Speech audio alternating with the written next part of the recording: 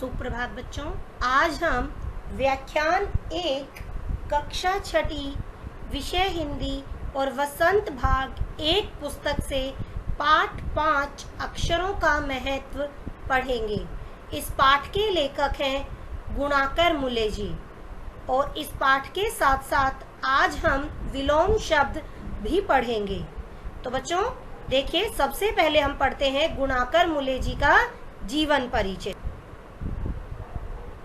गुणाकर मुले जी का जन्म 3 जनवरी 1935 को महाराष्ट्र के अमरावती जिले में हुआ।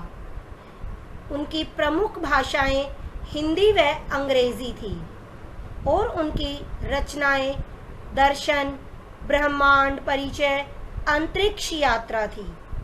बच्चों, उनका निधन 16 अक्टूबर 2009 को पांडव नगर में हुआ।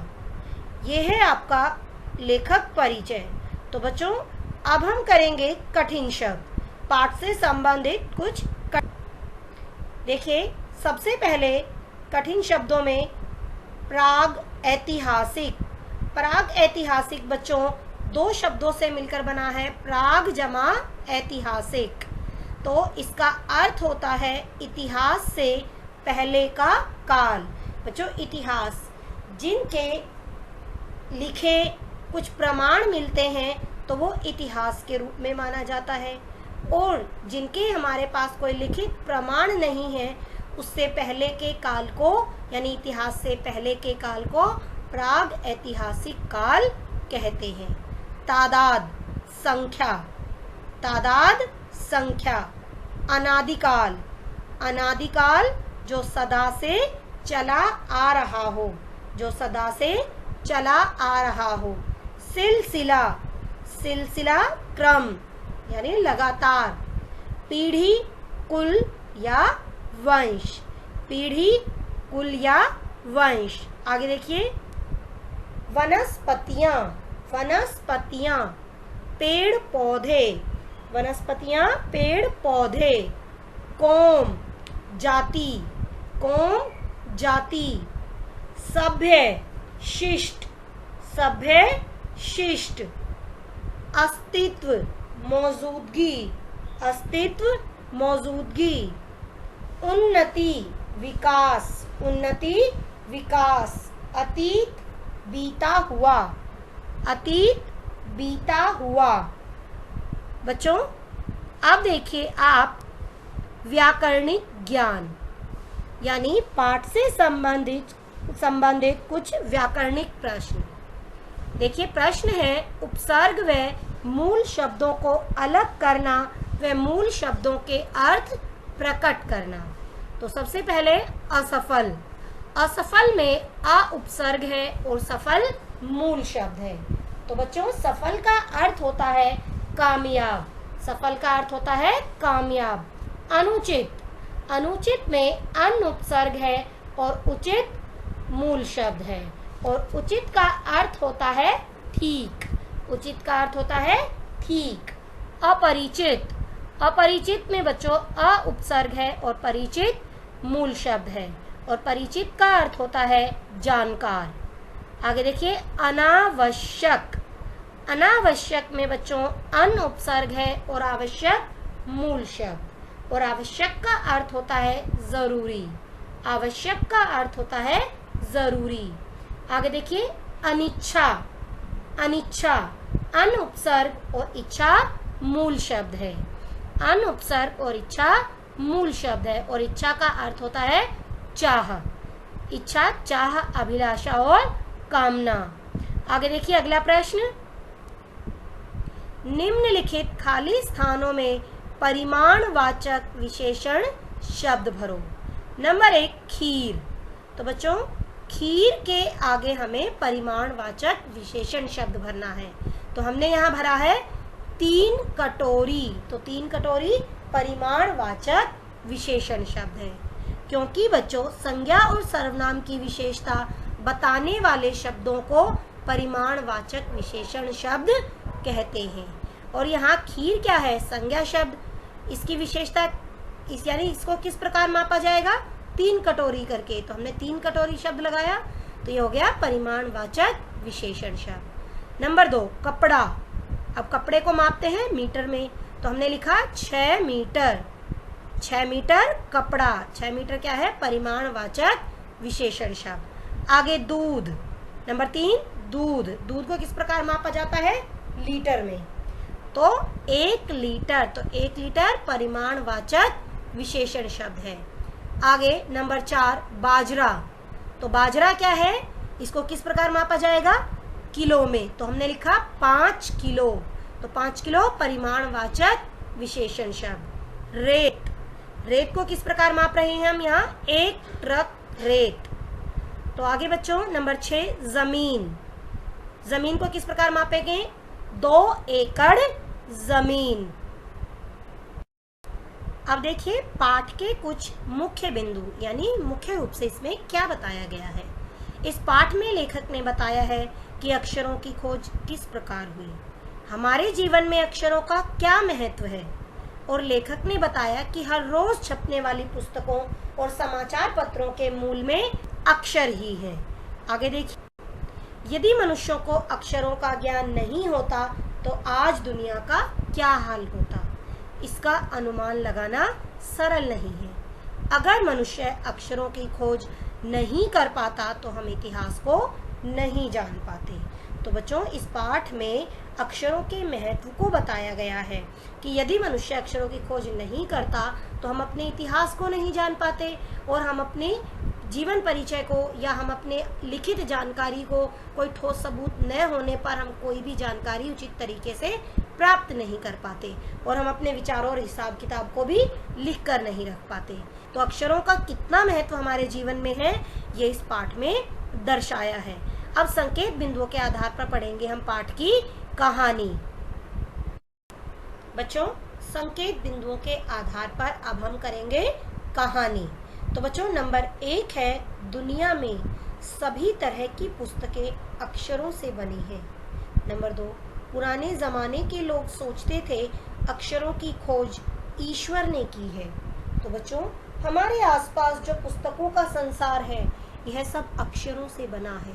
आज अनेकों पुस्तकें हैं और तरह तरह के अक्षर हैं। दुनिया में करोड़ों पुस्तकें तो छप चुकी हैं और हजारों रोज छपती हैं। हजारों की संख्या में प्रतिदिन अखबार छापे जा रहे हैं। इन सब के मूल में अक्षर ही है। अक्षर के बिना तो दुनिया की कल्पना करना भी संभव नहीं है। आगे देखिए, पुराने जमाने के लोग सचमुच ही सोचते थे कि अक्षरों की खोज ईश्वर ने की है, पर आज हम जानते हैं कि अक्षरों की खोज किसी ईश्वर ने नहीं बल्कि स्वयं आदमी ने की है। अब तो हम यह भी जानते हैं कि किन अक्षरों की खोज किस देश में और किस समय पर हुई। आगे देखिए घटनाक्रम को आगे। धरती लगभग 5 अरब साल पुरानी है। 10,000 साल पहले आदमी ने गांवों को बसाना शुरू किया। देखिए हमारी धरती लगभग 5 अरब साल पुरानी है। 2-3 अरब साल तक इस धरती पर किसी भी प्रकार के कोई जीव जंतु नहीं थे। फिर करोड़ों साल तक केवल जानवरों और वनस्पतियों का ही इस धरती पर राज्य था। यानी उस समय पर केवल पेड़ पौधे, जीव जंतु, पानी में रहने वाले ही जीव जंतु थे। धीरे धीरे समय बीतता चला गया और आदमी ने इस धरती पर लगभग 5 लाख साल पहले जन्म लिया। धीरे धीरे उसका विकास हुआ और करीब 10,000 साल पहले आदमी ने गांवों को बसाना शुरू किया। वह खेती करने लगा। वह पत्थर के औजारों का इस्तेमाल करता था।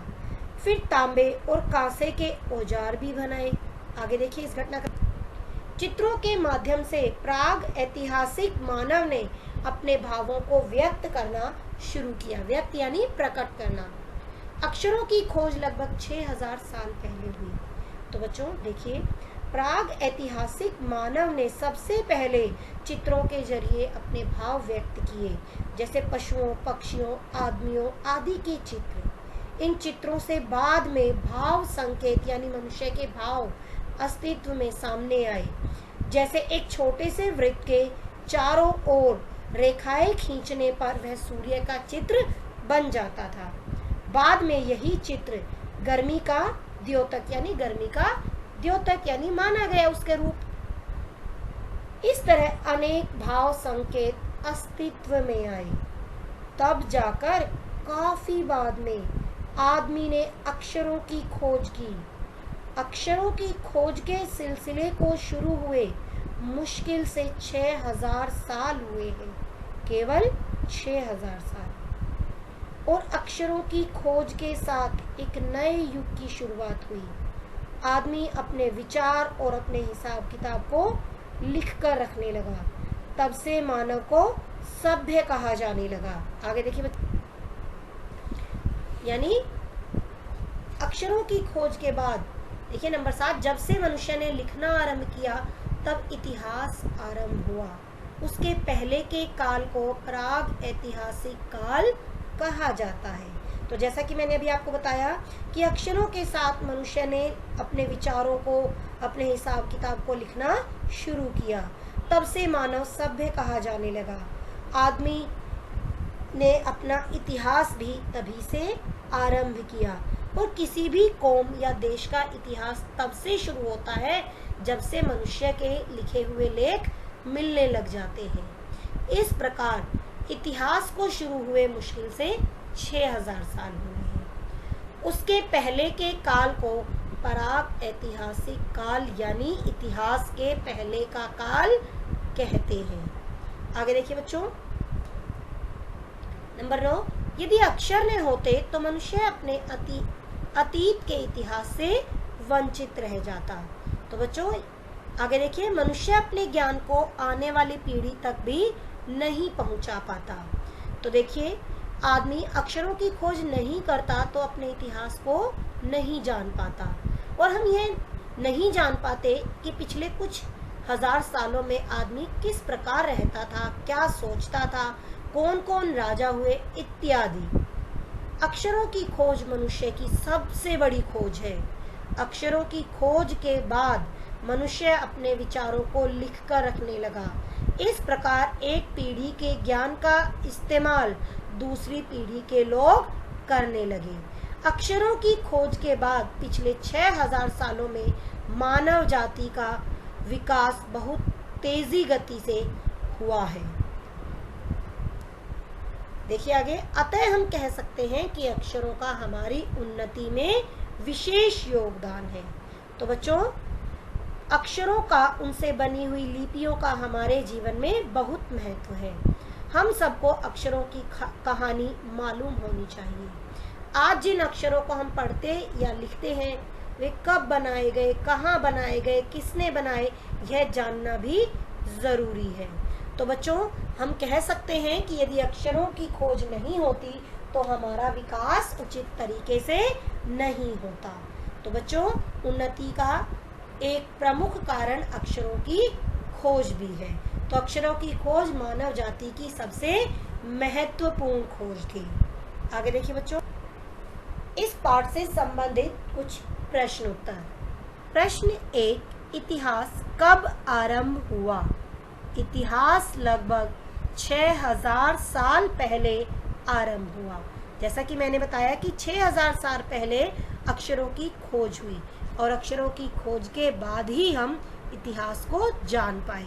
तो इतिहास लगभग 6000 साल पहले आरंभ हुआ।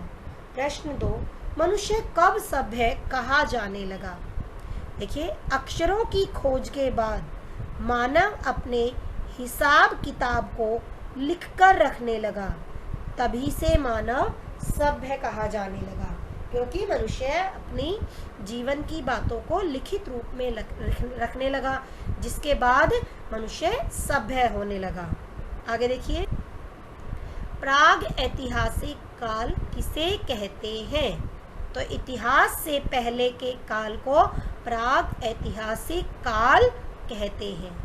आगे, अक्षरों की खोज किसने की? तो अभी जैसा कि मैंने बताया कि अक्षरों की खोज मानव ने की है, किसी एक व्यक्ति का काम नहीं है, मिले जुले यानी कई लोगों के साथ इन अक्षरों की